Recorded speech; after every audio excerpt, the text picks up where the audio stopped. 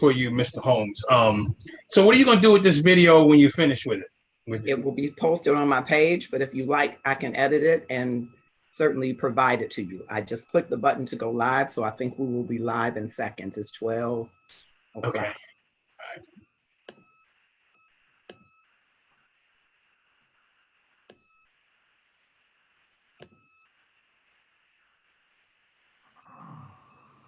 155 years ago today, a group of enslaved people in Galveston, Texas, finally learned that they were free from the institution of slavery. This was almost 2.5 years after President Abraham Lincoln signed the Emancipation Proclamation.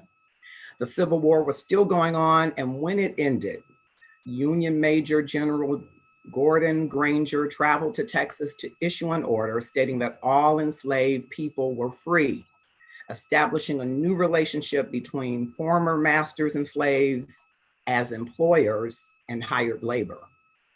What does Juneteenth and freedom mean today? And is it a celebration, a call to action, or both?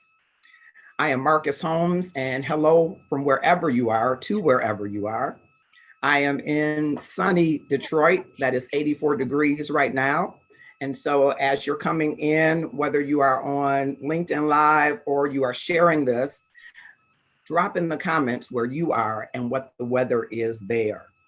I was just telling our wonderful panel of guests, who you will hear from momentarily, that their accomplishments are so voluminous that they could fill up the pages of the Old Testament. I am so honored in an inaugural LinkedIn Live for me that I got some heavyweight folks to come and share with you. And so I'm gonna just pull snippets from their background, but we will have the opportunity to align you with them, connect you with them, so you can learn all of the wonderful wealth of personhood that they are. They are incredible humans, and I want to thank them. Reverend Enrico Da Vinci White is one of 4 children of the late Reverend Dr. Jerry T. White and Mrs. Frankie White, which makes him a PK kid, right?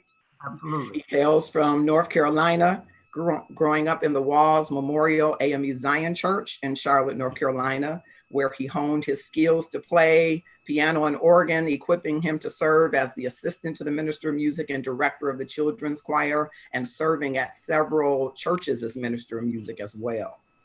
In 1991, he was ordained as an elder in the AME Zion Church and assigned to the Marvin AME Zion Church in beautiful Waxhaw, North Carolina. Shout out to them. It's a beautiful place if you've never been there. And he had exponential growth with the congregation there. As a matter of fact, as we talk to him, we'll find out that he has had a myriad of growth opportunities throughout the various churches that he has pastored. Welcome, Pastor White. Thank you so much. Thanks. Good to be here. Race relations expert and leading author, Dr. Derek L. Campbell, has seen the process for improving race relations between teachers and students fail over the decades. Is it the students? Is it the teachers? Is it leadership? Is it the parents? Or is there a different story? Dr. Campbell has been in the trenches for over 2 decades as a teacher, administrator, and consultant. And as a result, he has had a radically different view, and through his unique system has brought about a shift in the way teachers and students relate in the classroom. Dr. Campbell is sometimes referred to as the racism exterminator for his ability to successfully transform the racism perceptions that students have regarding their teachers. He is the author of the book. I was grappling, Dr. Campbell, with which of many books and products you have, but I will say he is the author of the book, Promoting Positive Racial Teacher-Student Classroom Relationships. He's had successes in a number of regions, school districts, counties, including Burlington City Schools, Camden County Technical High School, the Woodston, Pillsgrove Regional District, and more. He holds a doctorate degree in educational leadership from Rowan University. He's authored, as I stated, several books in the area of improving race relations among teachers and students, as well as enhancing marriages. Thank you for joining us, Dr. Campbell. Thank you. and then nationally known career and diversity inclusion expert. And listen, I'm really going to take just a few of the points out of this dynamic lady. All of the guests are dynamic, but I'm telling you, because I'm in the field of human resources, I'm very excited to have her. No slight, gentlemen, no slight at all. She recently received the nod from Crane's Business as one of 2020's top HR leaders. And so we're so grateful to have her, and her work is extraordinary. She is also an author.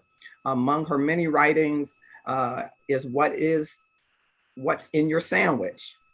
10 surefire ingredients for career success and 7 savvy ingredients to supercharge your confidence. She serves as the president and founder of Sachet LLC and the Sachet Career Academy for Women, SCA. Her company provides strategic career coaching, training, and development for leaders looking to advance their careers.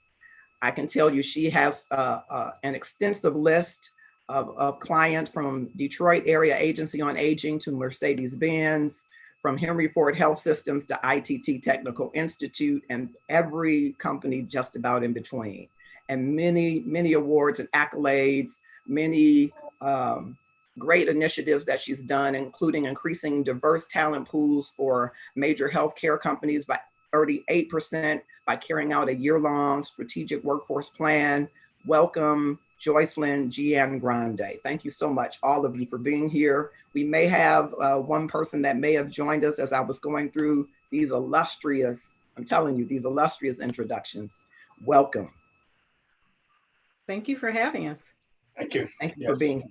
And so I think I will start with you, Pastor White. Tell us a little bit about, I know that the AME Zion has a rich history around Juneteenth celebrations in Juneteenth, but tell us a little bit about what Juneteenth means to you and where you think we are in our quest, if you will, for freedom today. So first, again, let me say thank you for allowing me to be a part of this great host of witnesses right here. And thank you for those wonderful words. You do wonders for my ego. I greatly appreciate that. I am a part of the AME Zion Church. I pastor the Weeping Willow AME Zion Church here in Charlotte, North Carolina. And the AME Zion Church, we call ourselves the Freedom Church because we've always been in the forefront when it comes to the freedom of our people, civil rights, and we keep that in the forefront. We have a rich history of those who are part of, always a part of the civil rights movement. Even as back, I pulled off my shelf just a few moments ago, a book from one of Bishop Walls from our church, The Reality of the Black Church, which gives a history of the AME Zion Church. And within it, it talks about members that we've had, such as James Logan, Harriet Tubman, Bishop J.J. Clinton, Frederick Douglass, Sojourner Truth, who are all a part of the AME Zion Church. So we've always been in the freedom movement. And Juneteenth for us is a day of celebration, but it is also a day of charge and challenge. Because while we celebrate the fact that Juneteenth commemorates the day when all slaves were really free, it also shares that we understand that the Emancipation Proclamation that was signed nearly 3 years before supposedly had freed the slaves. But we understand that none of us is free unless all of us is free. So Juneteenth is the day that we celebrate and remember that that's the day that acknowledges that last part of us that didn't know. They had that knee of ignorance on our necks to keep us enslaved.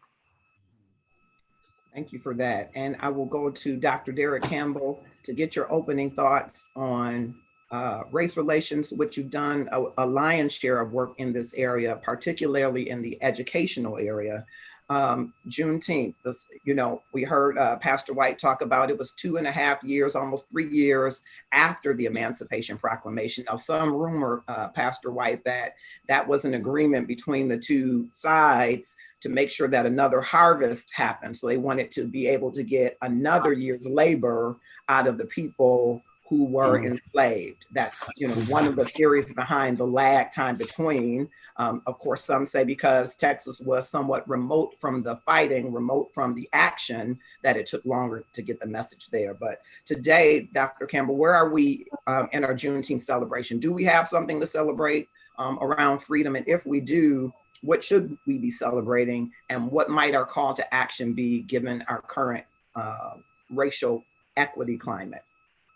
Well, first of all, I'd like to thank you, Mr. Holmes, for that great introduction. When I go places, I'm going to call you and let you be the person that introduced me. I'll send the videotape.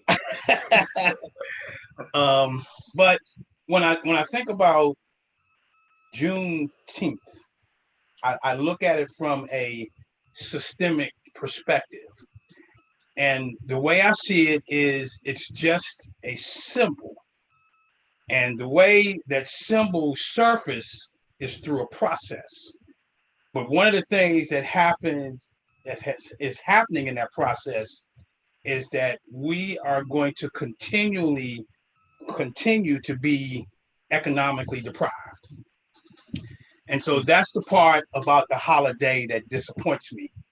I was looking at an article today, and it was talking about the spending habits of the Black community. And so, I saw one picture, and there were three African-American young ladies, and they were cheerleading. And I said, well, the dresses cost, the pom-poms cost. And I said, well, why can't we celebrate? We can celebrate, but how come we can't take some of that money and invest it in property as a group, or invested in stock as a group? And so when you look at how people spend on a holiday, because most people go out and they'll buy a car today, they will look at houses today, they will go out and buy food for a barbecue. I think we're sending our younger generation the wrong message. And I think that as we move forward, we have to use different types of technology, and technology doesn't exactly have to be electronic or electric. It's just a different way of doing things. We have to use and teach them to use different technology so that they don't continue this economic racial gap. And that's what really bothers me about this holiday. Yeah, I want to double back to Pastor White. What I didn't mention again, forgive me, there are so many facets to all of you. And welcome, LaToya Henry. I will jump back to get a little bit of your bio. Thank you for joining us. But Pastor White is also a realtor.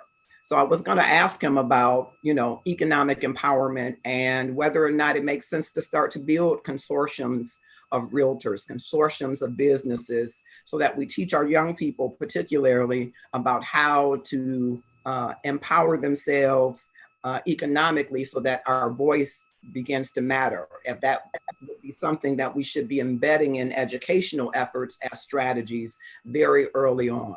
What do you think about that, Pastor White? Without a question. I was involved in real estate some years ago. And when I started pastoring in New York, I let my license in North Carolina lapse. And for the last 10 years, I had not been involved in real estate. Just recently, within the last year, I got licensed again here in North Carolina.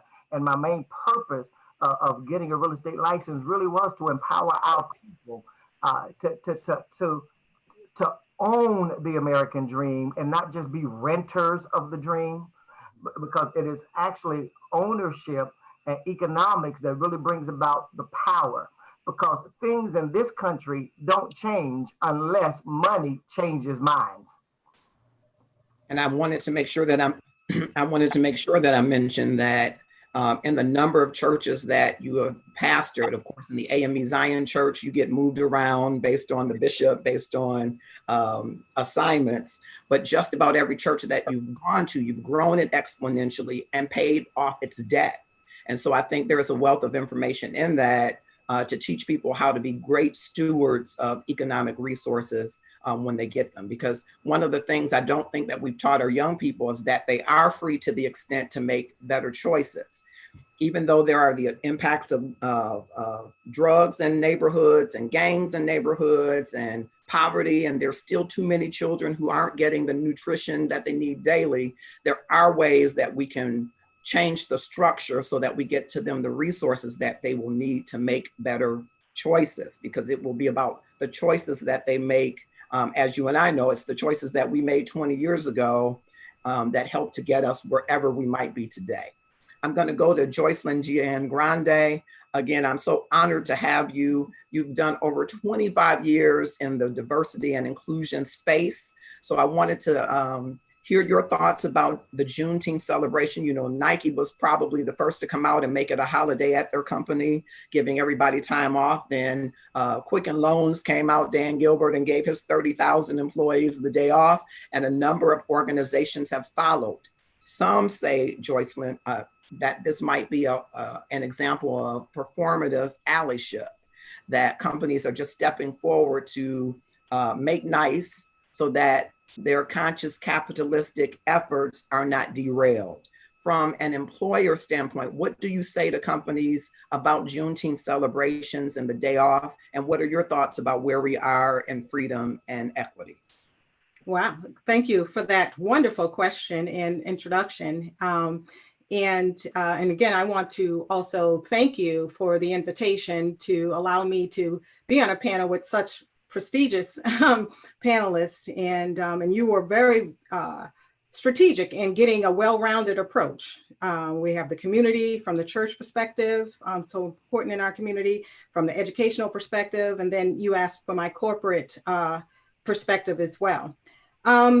Juneteenth, I think it's really important, particularly when you're looking at employers. And let me just kind of put it into context. Juneteenth is actually the longest running African-American holiday, the longest running African-American holiday.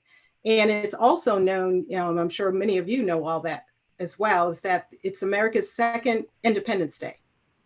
So if it's the longest African-American holiday and the second Americans' Independence Day, it's kind of interesting that now organizations, corporations are just looking at this as potentially a holiday for their employees. And it is still something that as a country, we're still trying to get as a national holiday. So when you're asking, where are we today? We are still trying to get the recognition that we, so rightly deserve as African-American people. In the workplace, it's very interesting as well, because even though Juneteenth recognizes our liberation, our freedom, at the time, not many of the slaves knew that they were free. The information didn't get to them. And even when it did on Juneteenth, it wasn't until the 1960s that we actually truly got the civil rights where we could use public facilities and integration. And so the interesting thing from a corporate perspective for me, and how I'd like to set myself aside as a diversity, equity, and inclusion consultant, is that one of my kind of taglines, I say, I'm a strategic diversity and inclusion expert who understands the difference between just doing diversity versus building a culture that embraces it. And that's kind of the umbrella that I work under, because there's a difference between doing diversity. And a lot of organizations, as you were saying, people question their sincerity about all of these public stances that a lot of organizations are making. So is that just doing diversity? Are you in creating the environment that embraces it? And that's a whole huge difference. And so when I work with organizations, that's what I do. I focus on the culture, because if you make it just about the people, that's just half of the equation. So that's kind of my perspective. There's still a long way to go, but I always say, one mentor of mine said to me, never waste a crisis. And so, this could be another opportunity for us to refocus, to kind of leverage this opportunity to get more of the equity, and which I think is so important. Thank you, Joycelyn. I really appreciate that. And I do want to talk to you a little bit more as we move forward about what organizations might do differently. One organization, Amazon, which I'm going to be releasing a book on Amazon in probably 50 days or so. So no besmirking the Amazon. But That he said, tell the employees don't do any meetings today. And I think maybe there should be meetings today, meetings of employee resource groups and affinity groups and ambassador groups to have the discussions about race relations. I think it would be a better usage of the time. You know, watermelon and red pop are supposed to be symbols of the celebration of Juneteenth, but I think we have to do more than celebrate on holidays. We got to reflect and look at the current crisis and the current climate and see what we can do to make a change. So I do want to talk to you a little bit more. I will double back to that. Thank you so much. You said you're honored to be here. I'm honored to have all of you here, really. I'm putting it on my resume. I don't know how I'm putting it on there yet, but I'm putting it on my resume. And to round out this collective, I have LaToya Henry, who is one of my faves. I'm going to call her one of my faves. And I haven't had the opportunity during this pandemic to see her. By this time in the year, we would have already seen each other and hugged. And so the human side of me is so excited. Part of me is so excited, LaToya, because what our panelists don't know and our listeners don't know is that you are a COVID-19 survivor. And we are so grateful that you are in recovery and you look well and look to be doing well. I know you plan to make a cameo appearance because you have so much going on. But I'm so grateful that you are here and that you are here in this Earth School as well. And I just wanted to say that to you. It's like seeing an old friend that you haven't seen in a very long time. And so LaToya Henry is, I'm going to call you a serialpreneur. I mean, you do so many different things. Among the things that you do is your work with the NAACP, the Detroit chapter, which is the largest chapter of the NAACP. And you work diligently, hands-on with the sit-down dinner that everybody missed this year, right? For the NAACP Freedom Fund dinner, which I don't know if it's the largest sit-down dinner ever, but I think it must rival any sit-down dinner. And so your hands are always in that work to make sure that it goes off without a hitch. And you're the owner of your own business, LAH Strategies, where you tell brilliant stories for your customers, your clients. You tell their stories. And so we got your journalism expertise from your background in journalism. And I am so grateful to have you here. Juneteenth. What does Juneteenth mean today? I believe that, you know, we have been working to get it as a national holiday. But I think more than a holiday, we need a call to action and maybe a celebration, but I want to hear your thoughts. And welcome. Thank you for having me. Welcome to the rest of the panel. First of all, yes, very glad to be here. It's been, I'm still in the recovery process, but getting out more. And today is actually my first day back in the office, so excuse if it's cluttered. But we are doing Juneteenth work today. We have an event today called Make Juneteenth Count. And we will be providing our volunteers with information to canvass certain parts of the city to continue to spread the word about the census and the upcoming elections. And we will be equipping our volunteers with PPE so that they are protected as well. So we're very excited about that. And I'm excited to be able to be in the space. A couple of weeks ago, there were protests and everything, and I wasn't ready just yet to participate in those, but I'm definitely glad to be able to be here. And so Juneteenth it's important. I think we can do both. Because when I first learned about Juneteenth, it was in high school, and it was my high school teacher who let us know that in Galveston and certain parts of Texas, it is a very big deal, and so they educate and celebrate. And so I believe that we should do both, and it's important. It's important for even our people who don't know, and this is probably their first time really hearing about Juneteenth. So we just have to make sure that we continue to take ownership and that we work hard for it not to be whitewashed, for there not to be, and no offense to JCPenney, but a JCPenney Juneteenth linen sale. And because we know that the commercialization of holidays can happen, will happen, and does happen. And so each year that I've been involved with the NAACP, we've always tried to do something educational, want to connect our young people, because we realize not everybody may know about it. And then how can you make it? And I believe this is what's been mentioned here on this Zoom call, this panel, make things actionable items. Because what does it mean?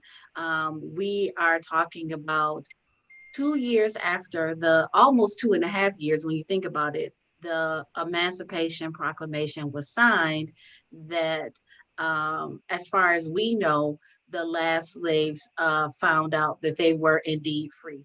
And there is, and it's not just, it's actually an international celebration, because there is a certain part in Mexico as well where slaves had escaped, and they celebrate Juneteenth as well. So it's an international celebration. So everyone, I believe, so that's why I say celebrate and also educate in this holiday. But it's very important.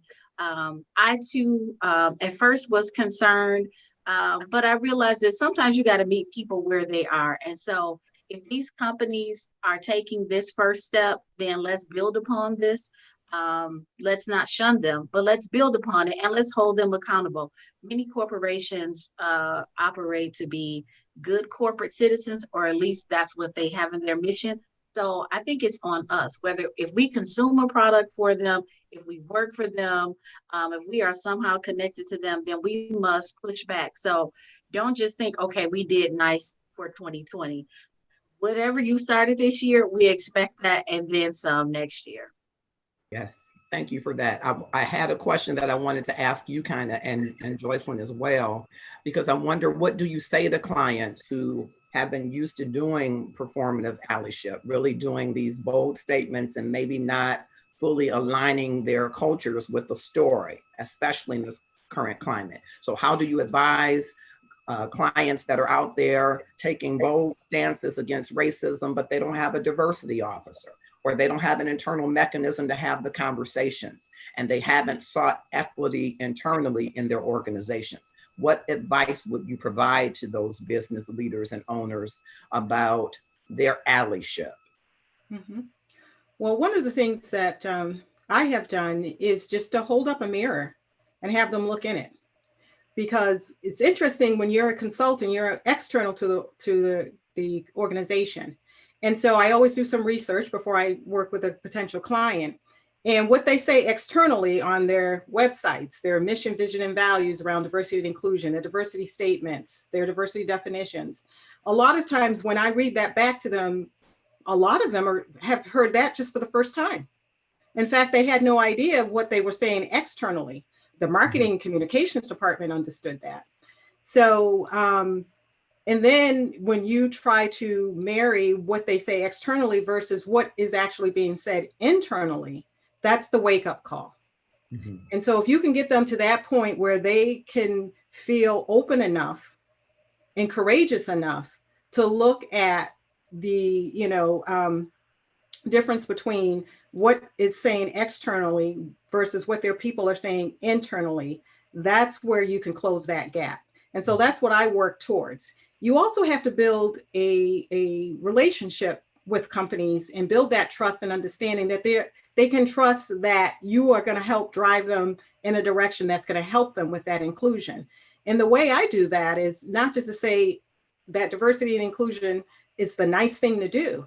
It should be a core business strategy, because at the end of the day, they are a business. They need to make money. They need to grow. They have to find the right talent. They have to be productive. They have to be innovative.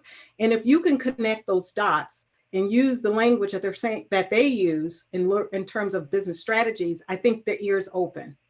Where you just make it a nice thing to do, we're going to celebrate cultures or ethnicities, and we're just going to make sure that we hire diverse candidates. It's very thin. They can't see the clear line of sight, how that's going to help them long term. And so when I connect those dots, then they're much more open, to close the gap between that external face versus their internal climate. Got it. Yes.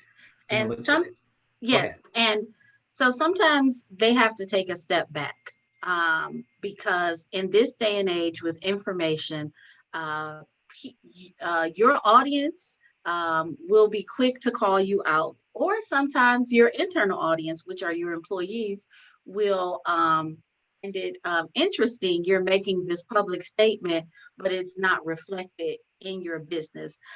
So, for instance, I have a close friend of mine. She is a senior level executive with a company, and she was courageous enough to point out to her boss that the HR department wrote their Black Lives Matter statement, and she told them that it was absolutely out of touch, that that was not the move for them to make. And her boss appreciated her honesty. And now she is helping to have them have further conversations and to do some real training and to put some teeth to what they said. Now, of course, every situation may not be like that.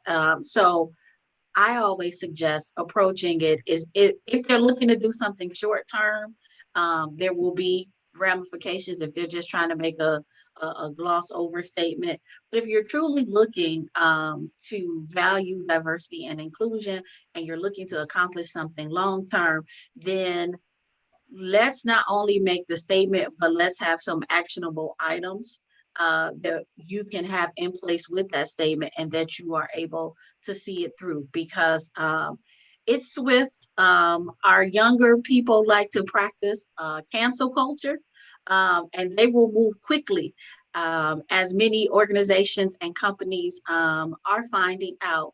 And so, for instance, the very popular coffee company, that in my mind, a whole 24 hours passed before they cleared up the whole internet gossip and rumors about whether or not what their employees were or were not able to wear. And you have to be diligent and respond quickly, but make sure it's a valid response. But sometimes if you wait too long, things can just mushroom and balloon out of hand before anybody is able to hear exactly the message that you are trying to give. So as Jocelyn mentioned, I too research my clients, because you need to know what you're potentially walking into and what you're dealing with. And some of them have blinders on and they do need to see. I mean, you can say you're practicing diversity, but still have majority white women that fit your diversity quote unquote mandate. Or you can say, well, we have people of color, but do you specifically have Black people? Like, what are your, like, where are the outreach efforts? What are you doing? And also, are you reviewing what you're doing? Because everything doesn't work for everybody. And so you mentioned about some companies they're encouraging their employees to be off today, take the time to reflect, but it may work for some companies too to do, workshops or teach-ins, or like, how do we build upon that? And so just try to create strategies that know your audience, your internal audience, your employees, and what will work best, because your employees are also a reflection. And if people see that your employees really like what you're doing too, then that too can also help your bottom line. Yeah, I want to go to you, Pastor White, similarly, because you preached around the country, which I didn't mention in the intro, but again, there are so many nuggets about each of you. And so I know that you have white majority colleagues that are pastors. And so what are they saying? What's been their response? And what is your conversation, if any, with them about what the makeup of their leadership, their organization, whether or not the statements that they're making publicly, whether those align with what the congregation is, whether it's intergenerational, whether it's multicultural. We heard a statement recently from Rob Parsley, and he was, I won't say annihilated, but a lot of people kind of went in on Rob Parsley for his statement about racism, and the sentiment of the statement seemed to say, can we just move past this? this is the best place in the world to live. Can we just move past it? And a lot of people took objection with that. I'm wondering, for your white counterparts in pastoral ministry, whether or not there's been any dialogue around the messaging that's out there. What I did not see or hear the Rod Parsley statement, but as soon as this gathering is over, I am going to check him out and listen to him. But though I have great respect for him, someone mentioned about being out of touch. That would have been an out of touch statement. I believe Jocelyn just said, and I'm sorry if I mispronounced your name, said a moment ago, to never waste a crisis. I think Paul put it this way: all things work together for the good. So even in the midst of a crisis, things will work out, can work out for the good. It just really depends on what we do with that crisis and what we do to move beyond that crisis. It's interesting that here in the city of Charlotte, Greg Brown, who is an Episcopal priest here in the city, several months ago started attending our men's fellowship when we were still physically meeting on Mondays.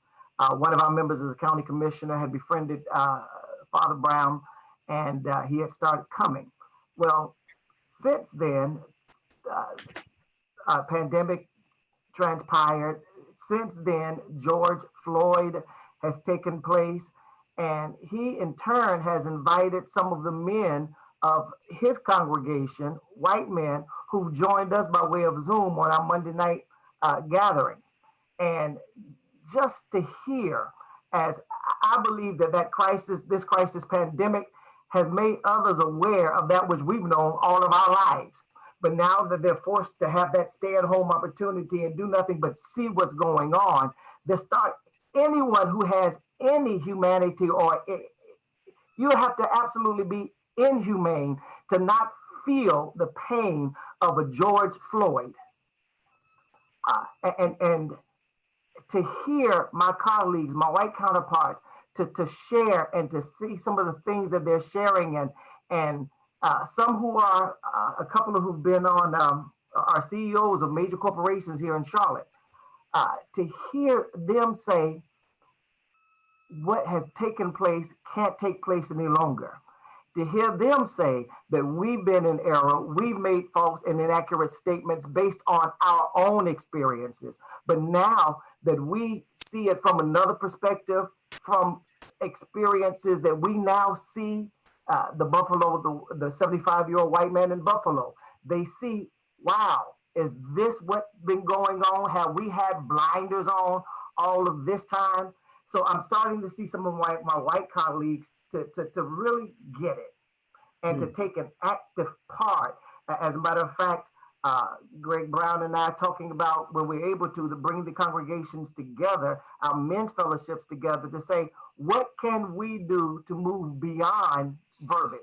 What can we do to move beyond these wonderful photo op moments to say we're together? What are we really going to do to bring an end to systemic racism, and particularly here in the Charlotte, Mecklenburg, North Carolina area, but then to let that grow and blossom, hopefully throughout the community and the world. Yes, I think that is awesome. I think we do have to move beyond the verbiage, and I'm so glad to hear that there are partnerships happening in your area doing that very thing. Dr. Campbell, I want you to jump in here because I would imagine, and LaToya also works with young people as well. She is the chairperson for NAACP with the Work for Young People, doing an outstanding job. But I would imagine that you will see glaring inequities in education. And what is the discussion with those that are in leadership relative to those inequities and the messaging around what we're going to do now? You know, there seemed to be a whole push nationally away from really quality education, from a system-based quality education. To me, it seemed that was the push.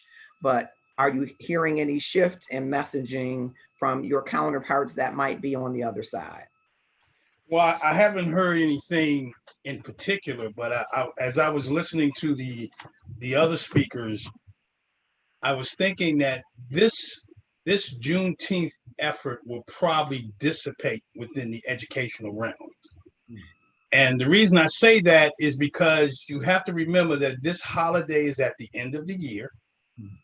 And normally either schools have closed or they're going to half days. And so the emphasis for this holiday in the educational system is going to probably dissipate. But I do have some recommendations. When I was listening to Jocelyn, and she talked about the corporation involvement, it would be nice if they could contribute monies to teach young people economical empowerment. You know, one of the things that a lot of school districts that don't have the majority of children of color, they will put the holidays on the calendar. For example, Three Kings. If you have a school district that has majority Hispanic children, they put that holiday on the calendar. And so one of the things that can happen is school districts can put the holiday on the calendar, and then also have a unit plan on this holiday, so that this is something that continues to regurgitate or to continue to transform our young people, and it becomes important to them. But like I said before, the holiday is at the end of the school year.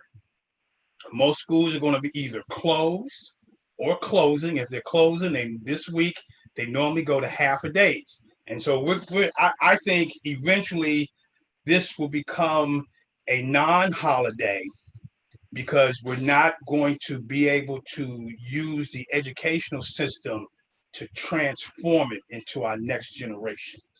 I think that's the problem. Yeah, I could see where that could be a challenge. And I would hope, I know in North Carolina, I have a niece who's in Raleigh, Durham, North Carolina, and they're on a track out system. So they go year round. And so there are ways that they could build programs into, and even if they bridged programs, Latoya, into the summer programming that normally would happen. I know because of social distancing, a lot of organizations have scaled back their programming, but even if there could be bridge efforts, because people are going to do something in the summer. They're in summer school, they're in summer camp, they're in something. Parents, I know, at least in my organization, are like, we got to do something with our kids. They've never loved the teachers more than they do now. So, and not only that, I'm sorry, Marcus, but as the previous gentleman just said, Dr. Campbell, it can be an added unit that can be taught earlier in the year. There just has to be, again, those coming to join together to speak to those at their Board of Education about the curriculum standards and what is being taught. I know that here at the Detroit Public Schools Community District, there's a gentleman by the name of Ken Coleman, and he has spoken at length to the superintendent, Dr. Vitti, about more ways to incorporate not only just Detroit local history, but add back some more elements of African American history.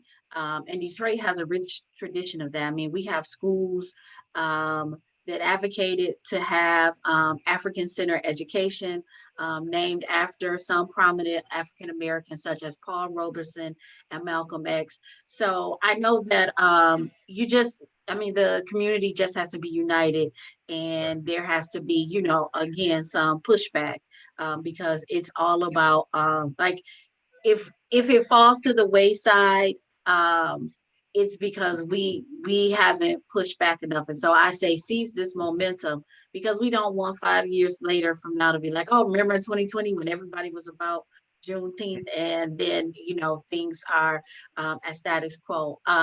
I just want to say, because I'm sorry I have to run, and thank you all for allowing me to participate.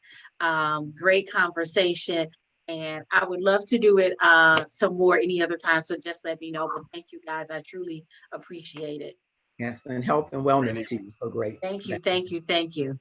As I pivot, I want to read a comment from Candace Owens, and I'd like Joycelyn to get your reaction first and everybody else's reaction as well.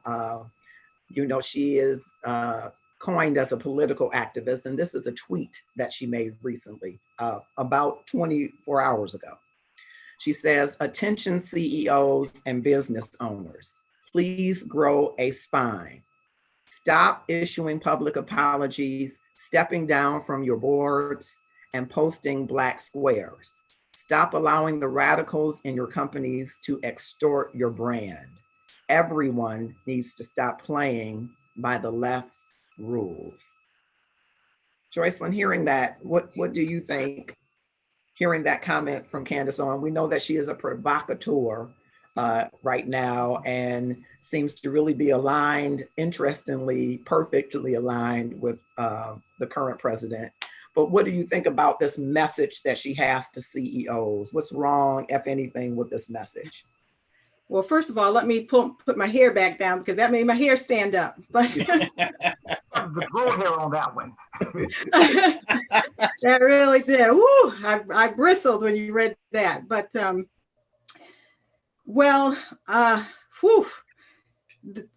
truth of the thing, I mean, it's a sad time, I think, sometimes when you look at the current presidential administration, but it is also an opportune time.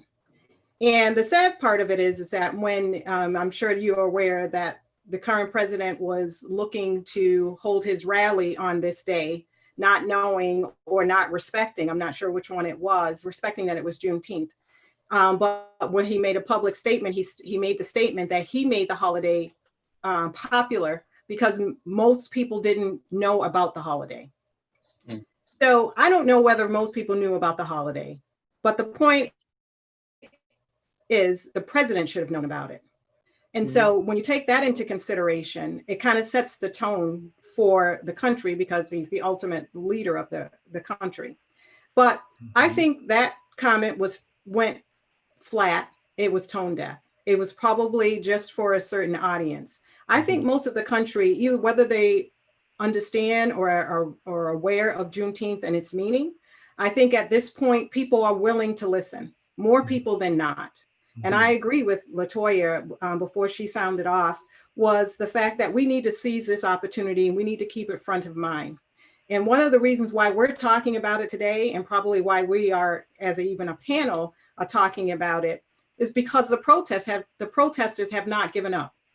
They have gone on continuously keeping this front of mind, adding other initiatives to it. And we all, as a community, whether you are African American, Black, Latino, all need to stand together, or in even white. And I think that's the other thing that has brought the attention to it, is that this has been an inclusive effort. And anytime major change has happened, it has been an inclusive effort where people come together from all walks of life and join together and move in the same direction. Yeah. So it's kind of great that she put out there her thoughts to a targeted audience, but I think that audience is in a minority. And if you are truly a progressive organization and company, you would know that putting out a statement like that is not a sign of weakness, but a sign of courage. And it will be continuously courageous if you put some actions behind it. And the way my phone has been ringing from organizations tells me that they are willing to take that step, that courageous step. They just need some direction. Yeah. And so a lot of companies have said, you know, we really want to be part of the solution, but we don't know where to start. Or we need to dust off our efforts and make them much more relevant to what's going on. Or how do we open the door to conversations, to have some of these difficult conversations? So I actually see organizations showing that courage.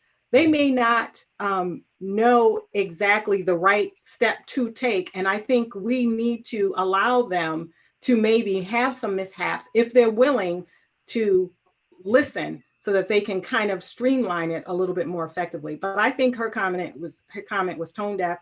It was inappropriate, and I don't think it fits the times that we're in. No, not at all. And as a matter of fact, the current and temporary resident of 1600 Pennsylvania Avenue, when he made that statement that, you know, he made the Juneteenth famous because no one had ever heard of it before. Well, one of his staffers right there in that same meeting reminded him, since you've been in office, we made a statement each year about Juneteenth, when his response was, we have? Yeah, and I thought it was interesting that he would even have a rally in Tulsa, considering the massacre that happened there on Juneteenth. It's just like, who does he surround himself with who doesn't understand what to do in crisis, and even how to leverage the people that you say you want to engage in crisis. But yeah, I thought that was really interesting. The means is always to distract and to divert. And it was an attempt to distract, take away attention from what the day really is, to bring attention to somewhere else. But as really the movement that is now taking place has been such that, no, the distraction this time just won't work. I think Candace's comment was a part of that distraction. Would you agree, Joycelyn? It distracts from listening to employee sentiment. So when you talk about the radicals within your organization, you want to hear from your employees what the sentiment is, because those are some of your biggest brand ambassadors. And so to make a comment to say, don't listen to them, don't listen to the ones that are objecting to whatever you're doing or telling you to do this, kind of diverts the attention from people mobilizing and organizing around employee voice and employee sentiment. What do you think, Joycelyn? Well, I agree with you, because the reason why she made that comment is obviously she's not listening. She's not listening to where we're going as a country, to the message that is being sent. So that's why her comment was, off base. But the listening to your internal community, to your people, is so critical. It is so critical to understanding and being empathic, putting yourself in someone else's shoes, and really understanding what is going on. What is that experience like in your organization? Then where do you want to go forward? Whenever companies make these big moves and statements or decisions, like even though LaToya talked about the big coffee company, and we probably all know which company she was referring to. But I always wonder who was in the room when they made that decision. Did they have diversity of thought, experience, perspective in that room? And when you're talking about diversity in those rooms, when you're making those kind of decisions, think broadly in terms of diversity, because also I have challenged organizations where they say, well, no, we had diversity in the room. We had people of color in that room when we made that decision. But not every African-American's perspective is not the same, and experience is not the same. So when your bench is thin, you may only have one person to tap. So it tells you that you need to get more on your bench so that you have different perspectives. Just like, a majority populations, their all experiences are different as well. So if you have just one person of color and one woman, doesn't mean that they can represent their entire group. So you need much more depth when you're making those decisions. Okay. And so on Juneteenth, or leaving Juneteenth, we're halfway through the day, depending on where you are in the world. What are the things that you would recommend as reflection or call to action that individuals can do and organizations can do? I'll start with you, Dr. Derek. If you tell us what, from an educational standpoint, especially, I'm very fascinated and would love to have you on to continue this discussion, all of you, to continue the discussion, because I don't think it's a one-off to get anywhere, but I think if we continue the collective conversation, that's where the best ideals come from, and opportunities for us to really make the kind of difference that we aspire to have in our world, in our cities, in our communities. So Dr. Derek. I think we're going to see an increase in symptoms related to the school to prison pipeline. And I say that because many schools are planning to reopen, but they're not talking about some of the anger that may be fueling in our young people. I want to jump in and ask you a question on that. So how do we give them the tools so that they can have these conversations? Of course, I'm thinking in my mind, because Joycelyn's a mentor, right? She could have conversations with girls. She's done work with Inforum. which I didn't get to put that in your bio. I'm trying to get the highlight points. Pastor White is a pastor. So when he brings together with Pastor Brown and the men come together, they could have mentor sessions with younger people to talk about that frustration and anger. What are the tools that we can employ about getting people to have some ways to allay some of that anger? What are the tools? Well, you have to remember that the majority of the teaching force is white female. Okay.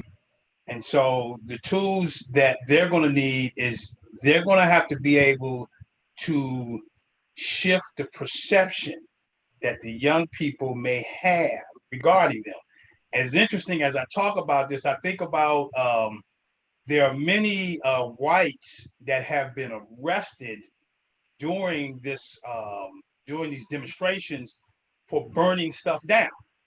Mm-hmm. And so now that even kind of highlights the perception that many of them may have regarding these white teachers. And so they're going to have to prepare themselves to be able to say to young people, no, we're here for you. Not, no, I don't like your behavior. Let's get you out of here.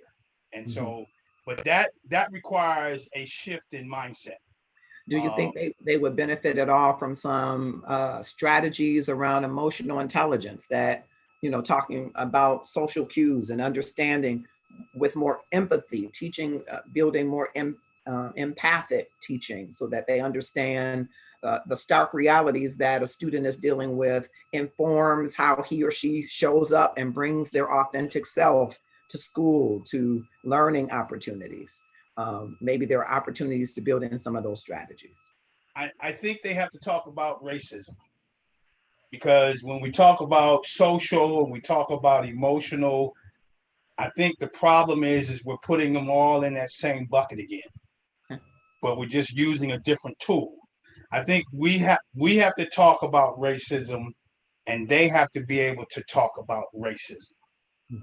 It was interesting. I was online with this other young lady, and she was talking about, she's a preschool teacher, and she was talking about how she interacts with them, and she got into the social emotional verbiage. Kids not going to see social emotional. They're going to see, I'm Black, I'm Hispanic, you're white, we have differences. What are you going to do to overcome that difference? And when you place that to the side, you're not solving the problem. You're just putting a little Band-Aid on it, and then eventually it's going to explode. And so I think the school districts, as they continue to plan to open, they have to plan to shift the perception of the teachers. Okay. Because the kids are, I'm telling you, the kids are going to come in with it. Got it. Pastor White, what are the things that we can do from reflection to call to action as we leave Juneteenth? Should we leave Juneteenth? Should it be with us 365?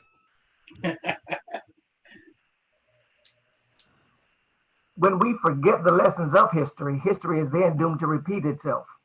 And if we forget what Juneteenth is and why we celebrate it, we'll find ourselves going right back down a slippery slope. And what happens then is we forget.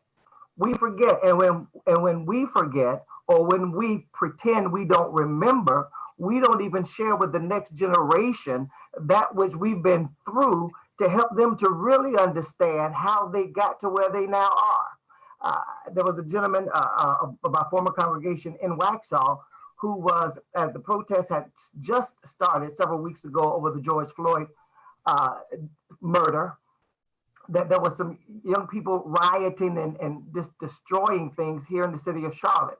And one of my older members was sharing, young man, that really isn't the way to make the difference. I know your frustration, I know your anger, but destroying isn't the way. And the young man's response was, "Oh man, we don't want to hear that Martin Luther King stuff." Well, if you really knew even the history of Martin Luther King and the things that he said and shared, you would understand more so that Martin Luther King wasn't just about the demonstration, but what impact follows the demonstration. For him, for example, the Montgomery Boy boycott was not just about demonstrating, but when it hurt their pockets, when it hurt their economy, that's when a change took place. So yeah, we've got to reflect, we've got to educate, we've got to remember, but then we've got to execute a plan that plan can continue on. Even as we speak now, I'm so proud of the young people right now in the city of Charlotte. As we speak right now, there's a youth movement in Marshall Park in Uptown Charlotte that the youth themselves have put together to demonstrate and to remember Juneteenth. And as some have gathered, others by way of social media are telling others, get down here. And they're doing their part to help make a difference. We as the church have to do our part to be sure that we educate, to remind all, this is how we got here, but now we're depending on you to take this mantle and take us to the next level. Thank you, sir. Joycelyn? Mm-hmm. Well, I think Juneteenth should stay with us. And I think it's part of our responsibility to make sure it does. I think of a saying that another mentor shared with me at one point was saying, to make sure that you act as a member and not a guest. And I think in our country, it applies too for African Americans, people of color, that we have to act as Americans with all of the rights and liberties and freedom that comes with it. We may not feel that we have it, but we have to act like it. And so if your workplace doesn't celebrate Juneteenth and it doesn't make it a holiday, or they don't have a celebration or a discussion around it, bring it up. Take the day off if you think that that's the best way to observe it. I mean, I would see people in the organization saying, you know, if they had a religious holiday or observance that the organization didn't recognize, they would say, I'm off on that day because of. So you keep it front of mind. The other thing is that I would also say a call to action would be to keep this inclusive. This is not an African American holiday. This is not a Black holiday. This is an American holiday. And if the more we keep it inclusive, the more people feel that this is about us as a country. What do we stand for? How do we make sure that everyone is treated equally and fairly? And so this has to be an inclusive effort. And I think we need to open the doors, keep that going, just like the protests have been very inclusive. That's what gotten all the attention. Any major change, I said this before, has been very inclusive. And we need to keep that. And I remember when Martin Luther King Day, when there was a fight to make that a national holiday.